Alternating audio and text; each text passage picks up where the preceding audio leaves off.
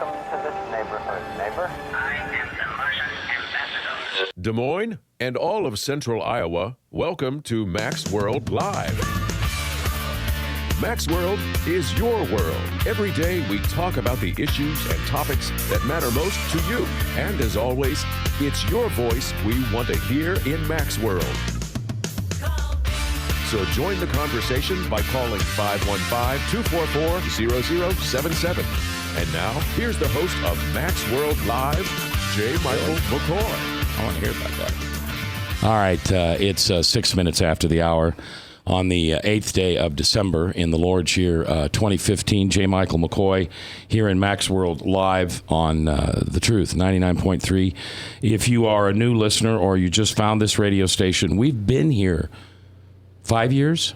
Yeah. 5 years. Truth Networks owned this station for 5 years. Yep. But in last July, we got, actually in 14, we got permission from the FCC to move the signal into Des Moines, and that's different than just moving offices. Right. The radio station signal actually dropped about 17 and a half miles to the southeast, and now we cover the full market.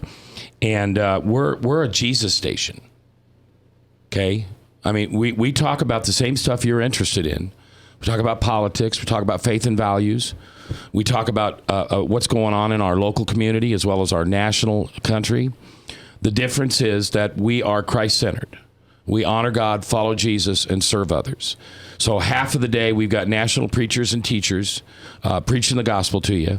And the other half of the day, we have conservative talk show hosts. No different than any other conservative talk show host, only we wear our faith on our sleeve. It is the most important thing in our lives. More important than any other relationship. More important than certainly any identity that we might have on earth or in flesh or at work. And most importantly, we're blessed to have the Holy Spirit. I mean, we're blessed with this gift. And depending on whether you're Calvinist or Arminian, it doesn't matter how you got it. The bottom line is you got it. You get it. And now you're here, and I hope you like the home that you found. We're due Mac's World every day from 3 to 5 in the afternoon. Chris Roloff is here. He's the station manager here. He likes to join us. Tom Coates, you remember Tommy from Mac's World Live on 98.3 NHO. He's with us every Tuesday to talk politics. And I didn't want to hire Frank, but Tom likes Frank so much that we hired Frank, the voice, which we now call the Verse. And today he's producing the show. He does that on Tuesdays. But usually he's just in here as one of my co-hosts. So say hi, Frank. Hello. Me and Tom is tight. Me and Tom is tight. Okay. All right.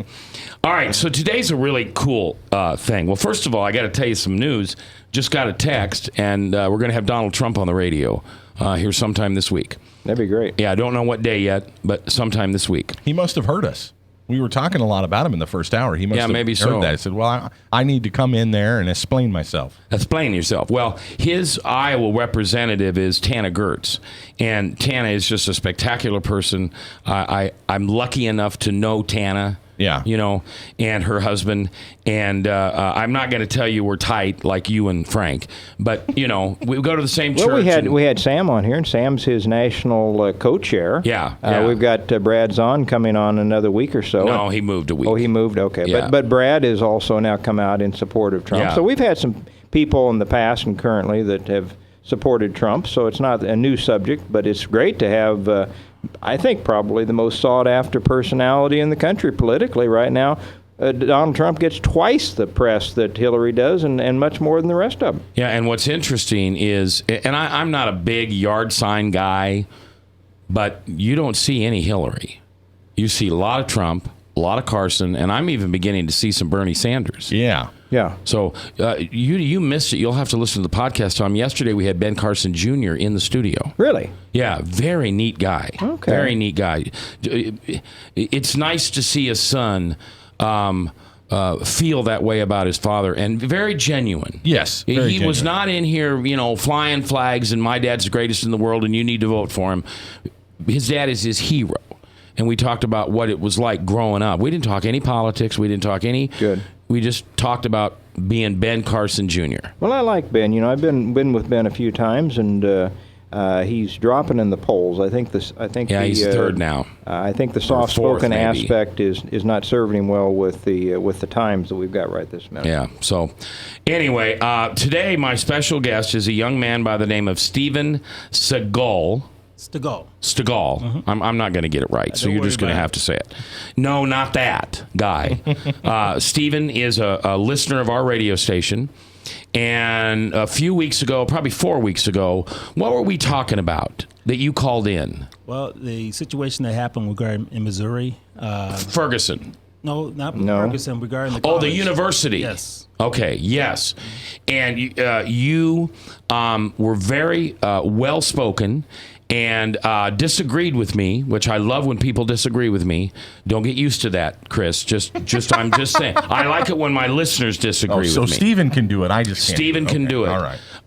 And so thanks for coming in. No problem. I really appreciate Thanks it. for having me. Yeah, and just so you know, Steven and his wife own a franchise called Golden Heart Senior Care, and you do in-home. In-home care for people, companion care. I've gone blank here. Respite care, personal care. Okay. Depending on what they need, we do it all. And what's your wife's name? Lori. Lori. All right, Lori.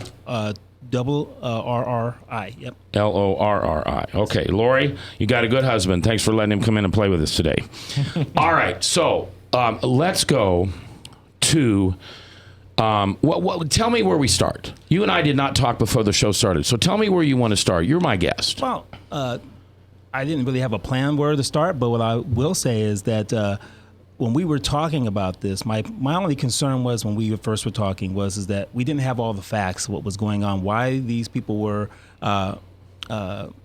they were protesting, why there was such a big deal going on. The media likes to jump in and make something out of nothing most Yes, of they the do. time. Yes, they do. And what was happening, if I can get my details straight, is that Look, I'm going to stop you. One question. Yes, sir. Do you accuse me of doing that day? Was I kind of jumping ahead and not getting all my facts? It's okay if you thought that. well, we didn't. I didn't believe we had all the facts. I didn't have all the facts. So nobody had all the facts, I don't and think yet they we did. were kind of jumping to conclusions. Yes. Were you on that day? Was Tom on that Was it day? a Tuesday, Stephen? Do you remember? Because I'm trying. It might have been.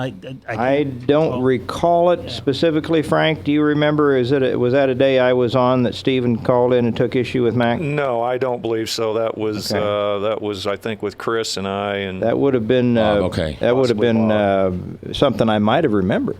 Yeah, you Yeah. would have. You would have. All right, so go ahead. So with that, there were some situations that went on. They were saying that some swastikas was made with feces. Yeah, They were saying yeah. some other things that went on and what have you. And my only concern is that we didn't have the whole story yet. As we have gone on, we have found out that hey, these kids really are the ones that are the problem. I mean, they are believe that they're privileged. They can't have dissent. And I'm like, hold on, that's what you're there for college for, okay? But we went on and we were talking about some other issues in regarding to minorities and stuff, and that's what I'd really like to try to get into is that, hey, we need to talk about these issues instead of talk past each other. I agree. These issues. And so in that regards, when we talk about black-white issues or talk about issues that are happening in our society, one of the issues that I think is a big problem is that minorities don't have jobs, okay? Why is that? Why are we the last hired and the first to be fired, seemingly to be fired? And that's not always the case. I'm a businessman, okay? So I'm not saying that's the case all the time, but a lot of times that's what's happening in our communities. Why is it that we are 3% of the population but 80% in the jails, okay? Those are issues that need to be addressed. That are not being addressed, or I should say, not being heard and something done about. Okay, there are opportunities out there. People, black people want jobs. Okay, they want opportunities. There are very good businessmen in this city that can help in that aspect. Now, I want to say one thing in regards to Ferguson, which you brought up, and this leads into what we're talking about here, is that Ferguson was very negative in what happened in regards to the police officer and what have you, and the person that was killed or what have you. Then you have all the protests. But what we don't see what's happening, and this again is the media, some positive stuff is starting to happen in that community. We have business owners coming together, and they have a program called Save Our Sons.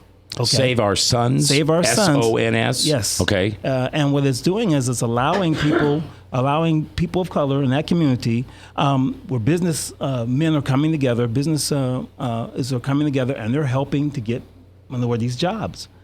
Why aren't we doing that other places? Why isn't our president talking about this? We're supposed to be he's supposed to be united. He's dividing people more or less. But these are things that are not being portrayed and talked about in our communities. Or it's just in Waukee, in West Des Moines, in the inner city. These are things that are not happening. We talk about, hey, we need to do things, but we are not. We get caught up on Black Lives Matter, which is a very real issue. But on each side, it's different for everybody that's involved. When we talk about Black Lives Matter, that is a real issue for people of color. Okay, why are the police? Why are we seeing all over the country that black men are being murdered? Why are we seeing that? That's not happening in white communities. That's not happening in Waukee or Clive or West Des Moines, but it's happening in our inner cities. And people of color have a problem with that. Well, not only do I have a problem with that, but if we go on, we can look at different things and we can say, hey, Black Lives Matter, but what about in the beginning of life? If we look at what abortion is happening in our lives, let's check out New York City, for instance. Go ahead. All right, great intro. I've got population and jails. I've got last hired, first fired, Columbia Ferguson president, Black Lives Matter. We'll have some good conversation on that. Stephen Stegall is my guest. He's a local businessman. He's African-American. Tom Coates is here. He's white. Chris Roloff is here. He's a really big white guy. And Frank's producing. We're coming back live here on The Truth.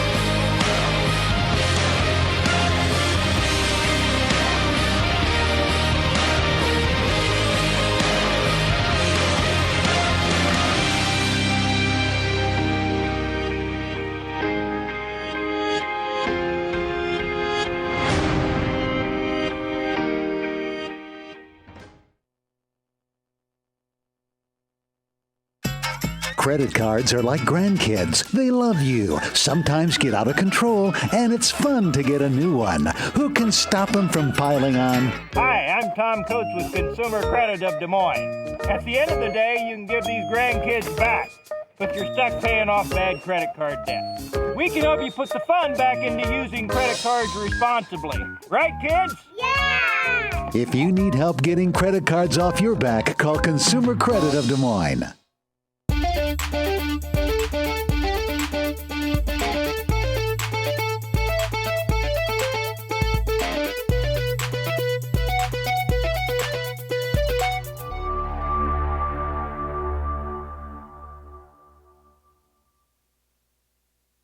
Hi, my name is David Burrier, your Hope Coach.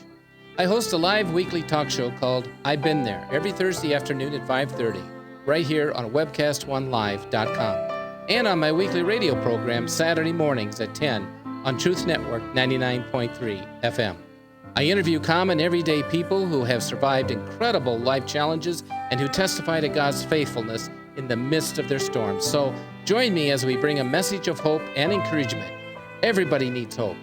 I know, because I've been there. Whether you're 10, 25, 50, 80 years old and beyond, everyone needs to live within their means. I'm Tom Coates with Consumer Credit of America. For almost a quarter of a century, we've helped people of all ages learn to manage their personal finances to benefit them far into the future. When problems arise, we've got the experience you need to make those debt problems go away. Got financial problems? Call Consumer Credit of America. From the RE/MAX Real Estate Concept Studios, this is Webcast One Live. All right, good afternoon, 21 minutes after 4 o'clock, 8th day of December, live show. If you're hearing this and it's not the 8th of December, I'm off work or it's a vacation day or Chris fired me, and so we're playing what I would presume would be the best of. I don't know what he thinks the best of is. It's kind of a Russian roulette. We just randomly pick one and play it and hope it's good. And they're all that good, huh? They're all just that good. We trust you that we can just slap something on and it'll be great. Yeah, that's Yeah. good. Well, yeah, Tom, it was so interesting. You know, I've been having some illness. So last week I was off Thursday and Friday. And, you know, when we talk about topics here, we talk about important topics. Life-changing, faith-based. Right. They were talking about the McRib. It's back, you know. It's back. I mean, they went on for like 20 minutes on the McRib. I don't know whether that loses or picks up the audience, Mac. All right, my guest today is Stephen Stegall. Stephen is a local businessman. Him and his wife, Lori, have Golden Heart Senior Care, where they come into your home and they'll take care of elderly people. I'm not going to say this right, but isn't there a fancy word for that? Independent living, things like that. Well, personal care, companionship care, yes. Okay, all right.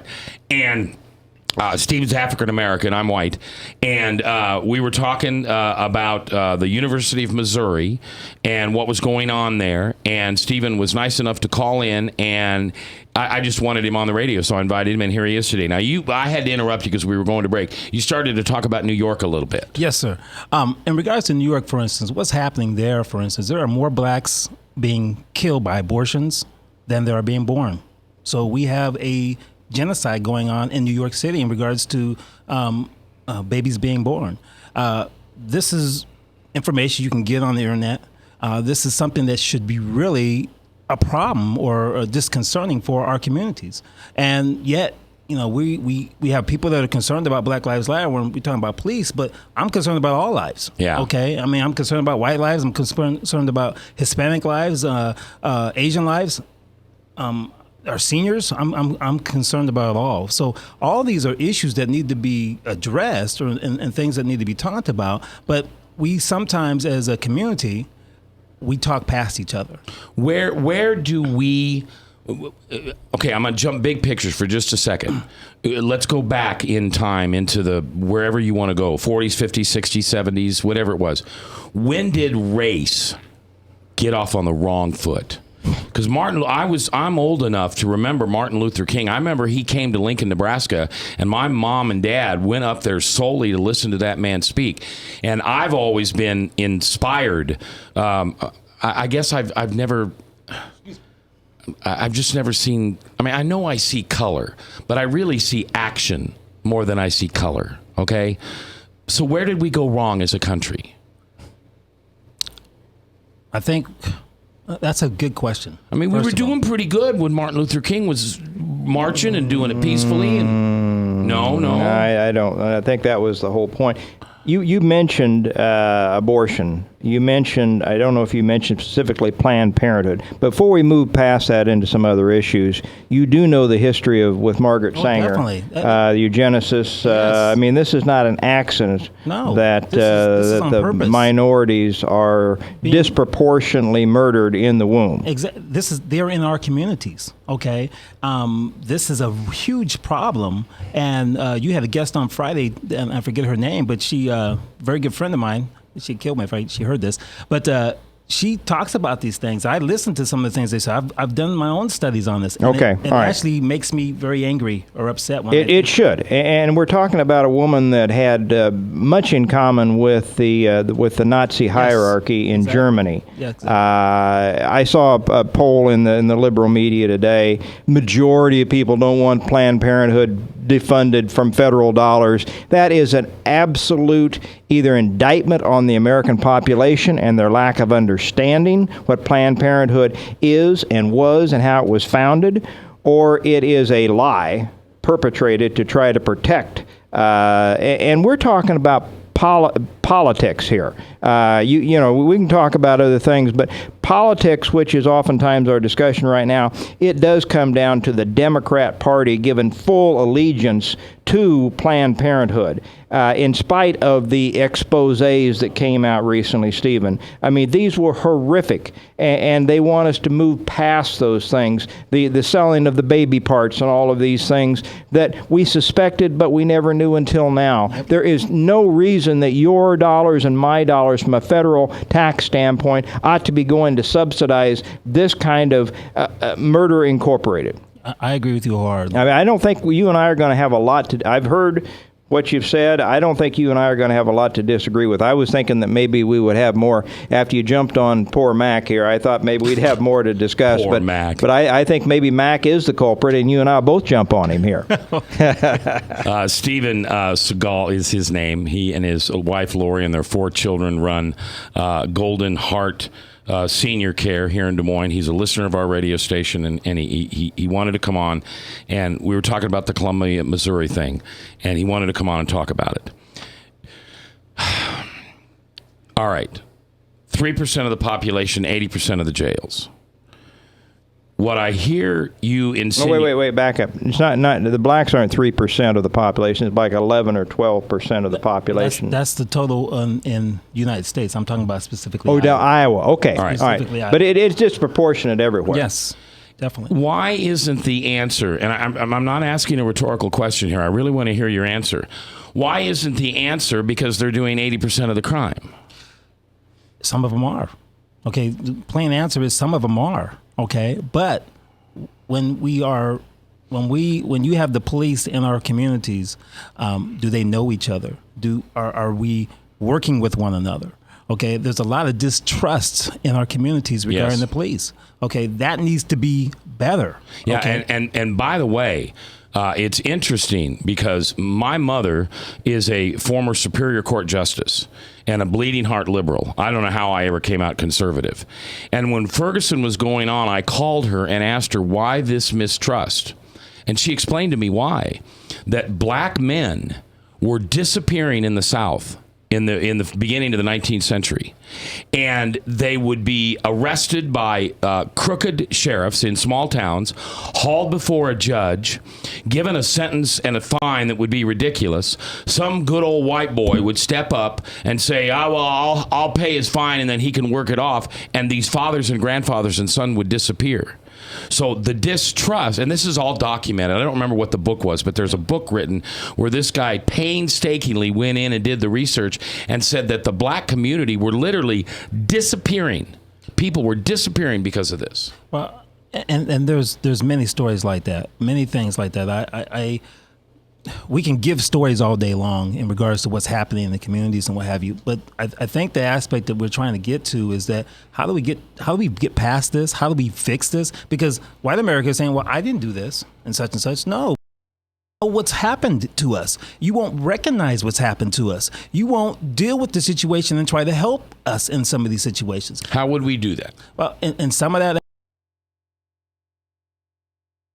churches. Okay. Speaking, that's one of the most segregated areas in our nations on Sunday mornings is the churches. Okay. But yet we love Jesus. We love God.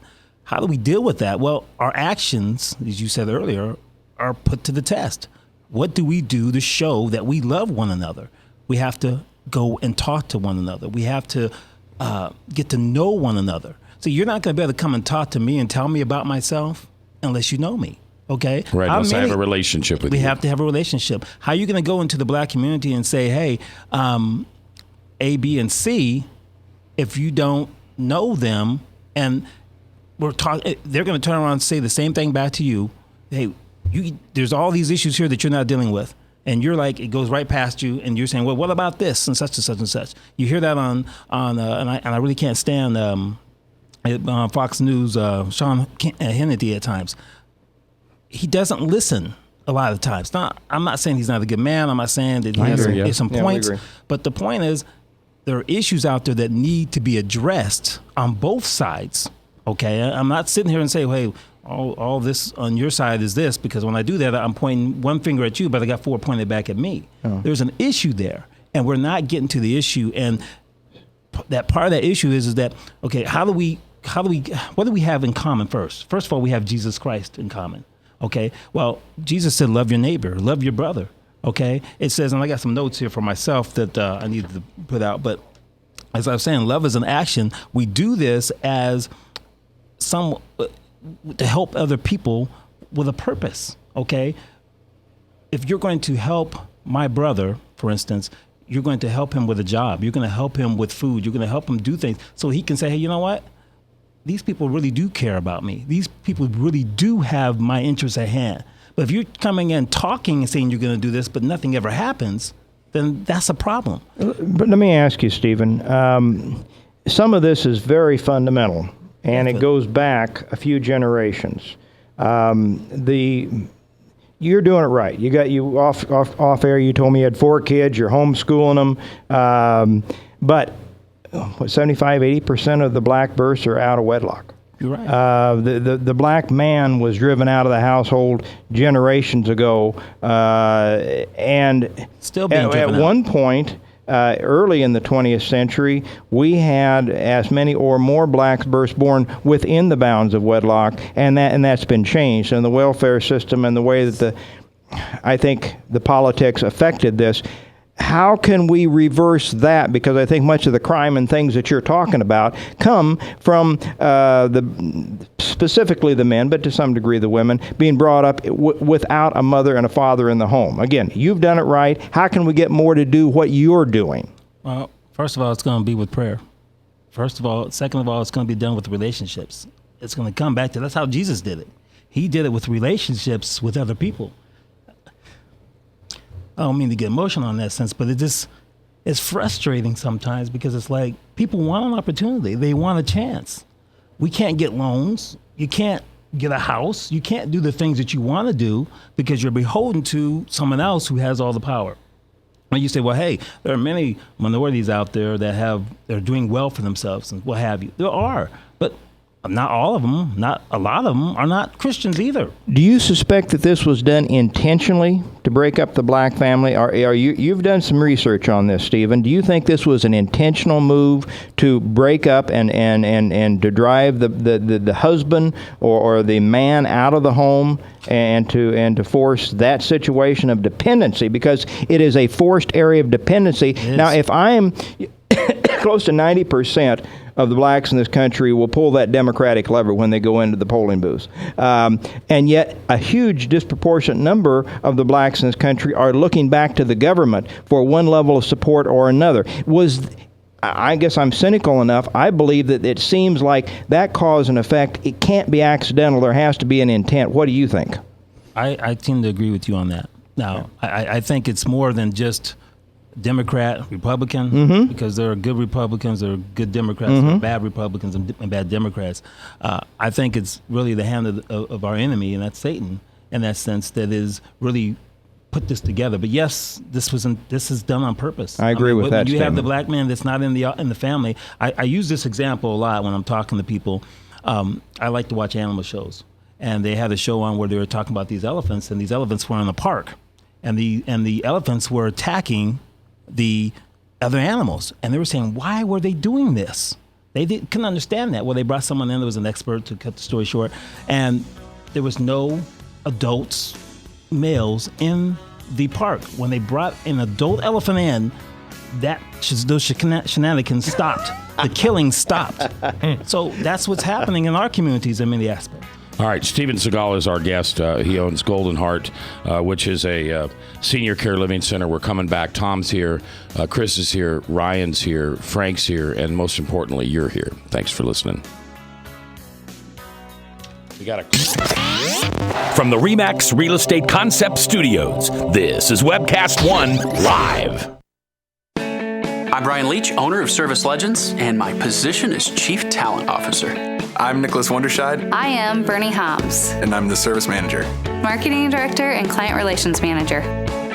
Everything that we do is about ensuring that we exceed your expectations. Our clients are important to us. 100% satisfaction. We're not just focused on heating and cooling. That's the easiest part of our job, actually, is fixing furnaces and air conditioners. Everyone that we come in touch with, we want to improve lives. Bottom line is, we've got our installation guarantees, 25% energy savings guarantee, comfort guarantee, temperature selection guarantee, property protection guarantee. 100% satisfaction guaranteed, fixed rate or it's free. All of those guarantees are backed up with a 100% money-back guarantee to hold ourselves accountable, making sure that you get what you're after. Just fixing the problem today. If they have another problem 5 days down the road, it's still fixed right or it's free. We use what's called straightforward pricing. Our technicians are going to give you an exact to-the-penny price on what it's going to take before they move forward with any repair. That way you know what to expect. It's the same price every day. No surprises. If you get off work at 5 o'clock in the afternoon, you come home, you realize that, oh, my furnace is broken. Now you need to call somebody out that night. You shouldn't have to pay more for that. We're guaranteeing service 24/7. We run afternoons, evenings, nights, weekends. We're staffed to work that. Phone rings at 3 in the morning. You'll get one of our representatives answering the phone every time. We're not sending you out to Timbuktu in some call center. It's our Service Legend team members, our mission control team. I'll take a call anytime. And then they answer the phones the same way during the day as they do at night. It's a great day at your service company. How can we make you smile? That's the only way to provide true 24-hour service. When you're able to let somebody actually live in their home safely when they weren't able to do that before, where they don't have to stay up at night and worry about, is the heat going to come back on? Are we going to freeze the pipes? Is the baby in the room next door going to be sick because they got too cold?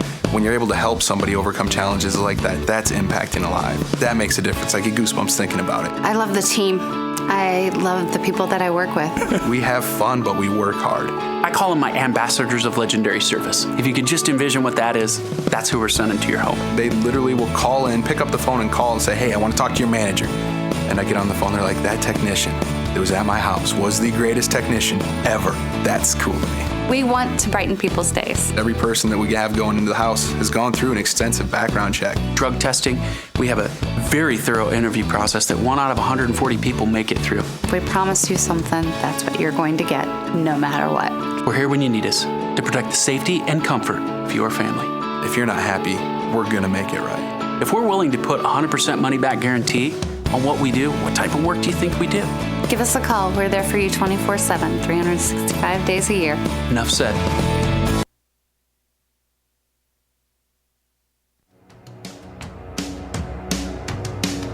"22 minutes before the top of the hour, Salem Radio Network news at the top, and then Ask Hank, the Bible answer man."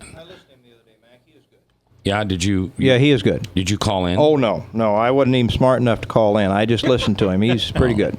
1-888-ASK-HANK, that's the number. It's a national live show, so you'll need to get a little advance notice. I suppose he can take 10, 12 callers probably an hour, and so you get stacked up. Luckily on your cell phone, it's not long distance, so you do get stacked up. Stephen Stegall is here, Stegall. Yes, sir. And he and his wife, Lori, 4 kids, homeschool. He's got a business here in town called Golden Heart Senior Care. Man, my eyes are just shot. John Can you read Stewart that from here? John See, Stewart's my ears are bad. John Stewart's ears are going. Your eyes are going. I know. Tom, everything. you're in good shape. You're in good health. Knock on wood. There you go. Tom's found the fountain of youth, though. That's why That's what it is. And we're beginning a conversation today that I hope we can continue throughout different times about the racial tensions that exist here in Des Moines. Okay, we got to start here, and we got to start. And as you said, at our churches. And I want to go to the phones because John's been standing, or Paul's been standing by. Paul, thanks for hanging in there during the break. Welcome to Max World. What you say? That's no problem. The history that's going on here with the books or people disappearing and all that in the South. Remember, these are Southern Democrats that caused most of this stuff. Good point. And that same infection that of the Southern Democrat idealism has gone to the North, and now it's across the country. It's the postmodern socialism of Bernie Sanders and Hillary Clinton and that kind of mentality. And even some of the Republican Party has jumped on for this, trying to have the government figure out the best way to help people out and just creating more and more problems for them. And those same people that do that are taking out of these people everything they have, their morals, their social unity, all these things. I don't know. My whole family's the UN. I have a wife that's Native American and Polish. I got children that are mixed. I mean, my son's Hispanic and German mix and that kind of stuff. So I got to see it from all different angles of how different people approach things. Unfortunately, the inner city communities are grabbing a hold of guys like Tupac Shakur and the hip hop community and the entertainment community, and leaving the value things that are important, the engineering, the biology, and all those things that I grew up with and had a lot of respect for. That's about all I had to say. Well, Paul, we all appreciate your call, but one of the things I was reminded when you're talking about big government socialism, we haven't seen an abject failure, and if not for our media, we would hear more about it than the country of Venezuela. Venezuela just recently finally abdicated this socialist dream that they had, guys. They have more oil per capita than any country in the world, so they've got all these natural resources down there, and the late Hugo Chavez was going to make them into a socialist dream. Give everybody everything free. He nationalized the oil fields. He took everything away from private enterprise, going to make everything free, and it just absolutely collapsed. They've got 300% annualized inflation. People can't, everything's free, but you can't get it. And they finally repudiated, and it's a microcosm of where we're heading. You look at Europe and really look at Venezuela, and at least that's one of the things I took away from Paul's comment, Paul, is that we have just seen the failure of what you're condemning, and I couldn't more heartily agree with that. So what do we do about that? I mean, we all know the answer. The real answer is Jesus.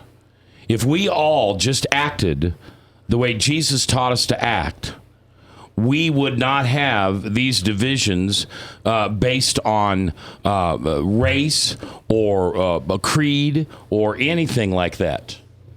Frank, go ahead. I wanted to ask Stephen a question. Turn your mic up. Pardon me. I wanted to ask Stephen a question. The black youth has been taught since the 1960s, Malcolm X, later on Louis Farrakhan, that the justice system is fundamentally biased in this country against them, and they can't get a fair shake under the justice system. How are you going to combat that when facts never really matter in these cases? Like Jonathan Capehart had to come out and admit on MSNBC that hands up, don't shoot didn't happen, but yet there's still people in the community that is hearing to that's saying, yes, that's gospel, that happened. And it has been proven that it didn't. So I would suggest to you the color of justice in this country is not black, it's not white, it's green. And so we need to economically put money in black people's hands so that they can have the same justice as the white man, I believe. Frank, let me answer some of that for you. And I hear where you're coming from, and there's some legitimate concerns there. But when you say hands up, don't shoot, there were several other cases where we just have in Chicago here where it just did happen. The man was walking away from the police, and the police officer walked on the scene. Within 6 seconds, shot him dead 16 times. With 16 shots. Isn't that an anomaly, though, Stephen? No. In the fact that, you mentioned Chicago. You have almost a murder a day, and most of them, the victims are black, and nearly all of the perpetrators are black. And I say an anomaly because how many white police officers do we have in this country that kill black? This is an outrageous situation. Rahm Emanuel kept it bottled up while he was in a competitive mayoral race. Now the Justice Department coming in to oversee this. But why, you talking about Black Lives Matter, why is the concern not there for the almost nightly murder of a black person, young, old, women, men, everybody, in Chicago, when it's mostly done at the hands of the black? First of all, there is, Mike, there is concern for black-on-black crime. That's a huge concern. A lot of people are trying to get out of Chicago because they can't raise their children up. They can't let them go to the parks because they're afraid of stray bullets. Bullets don't have any names. They take you out. Okay, so first of all, there is concern. Second of all, I think the media plays a big part in this. I mean, I can't answer the question why we're not talking about it more, but it is a huge concern. But when you don't have the media that won't talk about it, because it's like what they want. I'm not say all media is like that. I want to paint a broad brush. But the point is, it is a problem. Okay, but Black lives or the cop situation is a problem. When you have, and I know I'm going back some years, when you have Rodney King getting beat on tape, okay, videotape, getting beat up and get beat down. You have several cops sitting around watching this. This was being said it was happening for years. Stephen, you don't hold think on that one white moment. Let me people finish. get beat too? Let me finish. Let me finish what I'm saying. This has happened for years, and many times this is what I'm saying. It's being talked about, but we're not listening. Okay, but is this not an anomaly? Is this not an anomaly? Because you can remember 20 years ago when this happened to Rodney King. I mean, we're talking about a few select instances, and I guarantee you, Stephen, that if this were a black cop who shot and killed a white youth, you would not have the Obama Justice Department coming in force and saying we're taking over. No, and I agree with you in many aspects in that aspect. But what I want to say is that I could tell you stories that have happened to myself. And I'm not discounting that. Okay. And what I can tell you, there are many other people that have had situations happen to them. I'm not saying every situation is just. Every situation is right. Sometimes we're doing stuff we shouldn't be doing. If I was a cop, Lord, I couldn't be a cop. Because I'd be shooting first, asking questions later. Okay? So it is not an easy job. We have to respect our cops. That's part of the problem in our communities, that there's no respect. We have no respect for ourselves. So therefore, if we don't respect ourselves, we're not going to respect the cops. But there's no trust there. But this is an issue that is not being addressed in our communities. This is an issue where, again, you and I are talking, but it's like it's going past you in one sense. You're saying, hey, there's an issue here. This is happening way too often than it should be happening. And we're not addressing it. You go home to Milwaukee, you go home to, so you don't have these issues, okay? But when you're dealing with this every day, hey, that's a problem. And that's where we're not talking to one another, and we need to do more of that. That's what we were talking about. Steven Stegall is my guest. He's a Christian. Him and his wife, Lori, have 4 children. They own a business here in town. And we're just talking about this, trying to come up with some answers. Thanks for listening.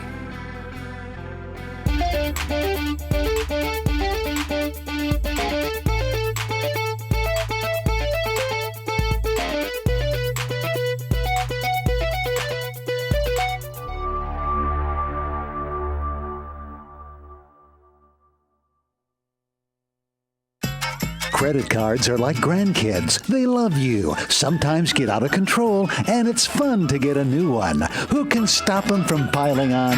Hi, I'm Tom Coates with Consumer Credit of Des Moines. At the end of the day, you can return the grandkids, but you're stuck paying off bad credit card debt. We'll help you put the fun back into using credit cards responsibly. Right, kids? Yeah! If you need help getting credit cards off your back, call Consumer Credit of Des Moines. Hi, my name is David Burrier, your Hope Coach. I host a live weekly talk show called I've Been There every Thursday afternoon at 5:30, right here on webcast1live.com, and on my weekly radio program Saturday mornings at 10 on Truth Network 99.3 FM. I interview common everyday people who have survived incredible life challenges and who testify to God's faithfulness in the midst of their storms. So join me as we bring a message of hope and encouragement. Everybody needs hope. I know, because I've been there.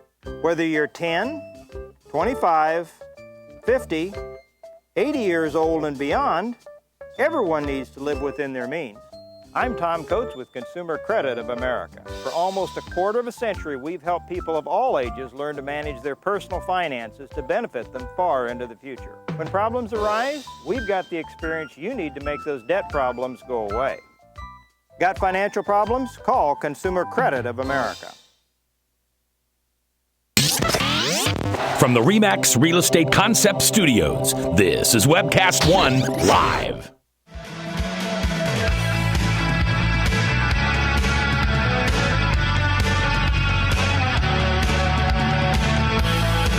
All right, 10 minutes before the top of the hour, Salem Radio Network News at the top, and then Hank the Bible Answer Man.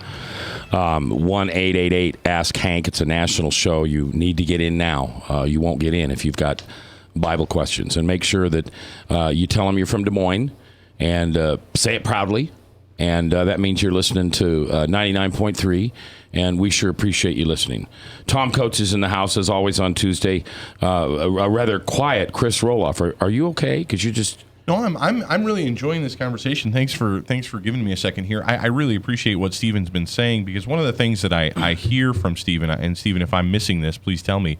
One of the things in our culture today that we forget is I grew up with a 2-parent home. I'm a white man, white parents. I had certain opportunities and things given to me. I was born with a certain level of power and authority that I don't realize that I have.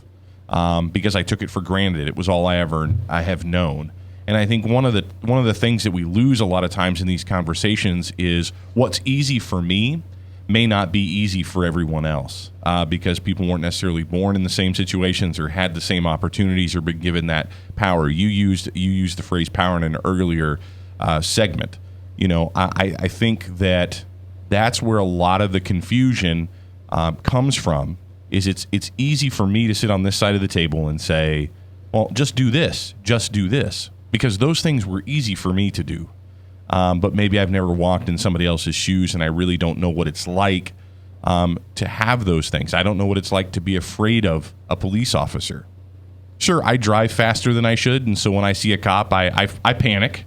I freak out a little bit. I've been stopped a few times myself. Yeah. But maybe I don't panic the way that you might panic, right? I don't have the same feeling that you might have, right? And I don't know how to relate to that. And it's not just simply saying I hear it, but I think what I'm getting from you, Stephen, is that I do need to listen. I do need to hear and believe that your experience isn't an anomaly or something one-off. That's just not normal, but that it is, unfortunately, too normal. That it's a reality for a lot of people. It's a reality for a lot of people. That's hard. Do you think that other minorities are feeling the same thing and being treated the same way you are in the African-American community, and we're just not paying attention to anybody? I'm not saying we're not paying attention to anybody. Unless it's a horrific thing, people don't pay attention to it. Okay.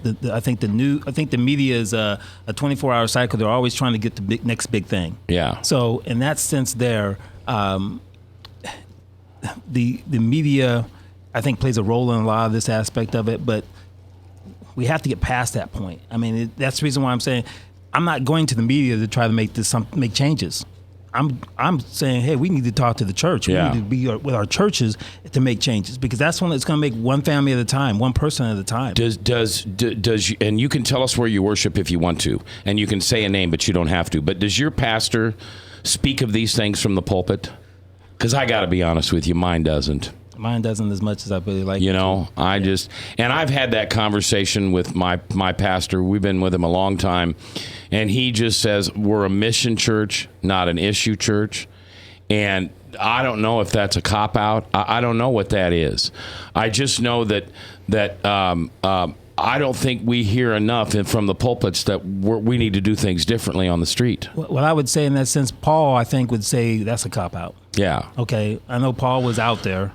Paul would do a lot of things that I probably wouldn't do. But I'm saying that we need to talk about these issues. These are issues that are dividing us. Our country is being divided. We have a president that is not uniting us, and in many aspects, and people are concerned about some things. Now, I want to stop you right there, because you've already taken the question that I had for you here in our final minutes, Stephen, out of my mouth.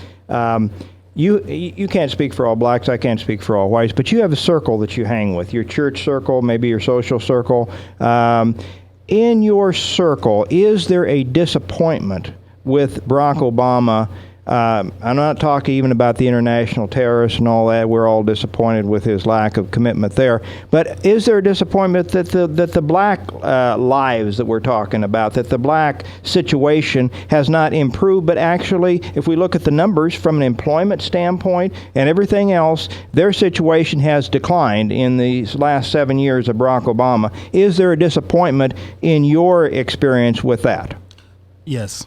I would say yes. I can't speak for all blacks, as I said, but in my family, some of the people I hang out with, yes, there's a disappointment there. But go ahead. I think you said you have an 18-year-old? Yes. Okay. All homeschooled? Yes. Throughout, all right. Because I was going to ask you how they were treated inside the school system, because it seems to me that maybe one of the ways the next generation is doing better than your generation or my generation is I don't think they see color.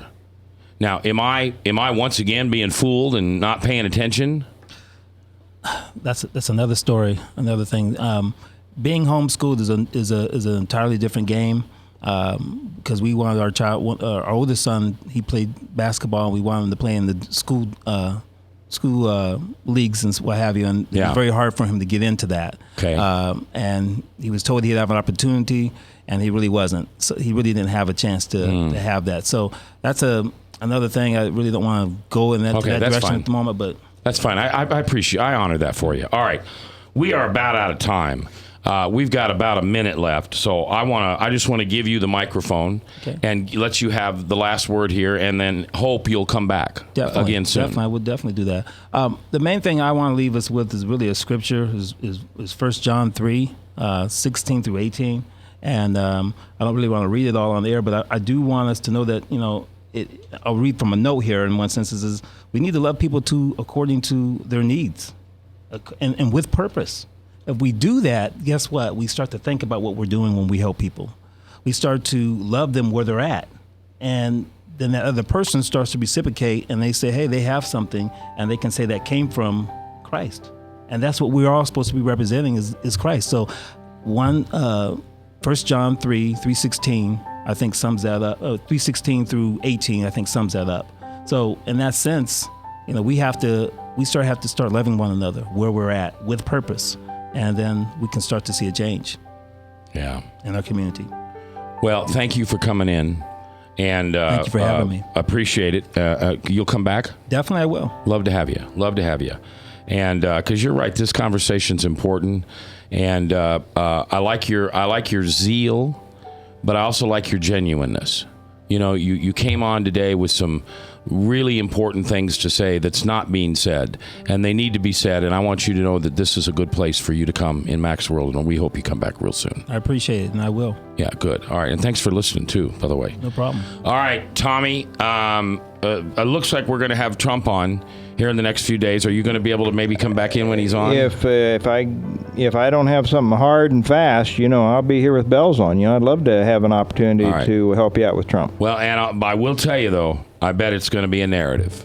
I'm just saying I don't think we're going to get a word in edgewise. Well, that's why maybe the two of us need to work to maybe get a few questions of some interest in. Yeah. All right. I'm Mac, and I thank you for listening. I love this job. I couldn't do it without you. In the spirit of what we were talking about today, would you please tonight go forgive somebody that you haven't been able to forgive? Because as you forgive, you shall be forgiven by him. I'll see you in church.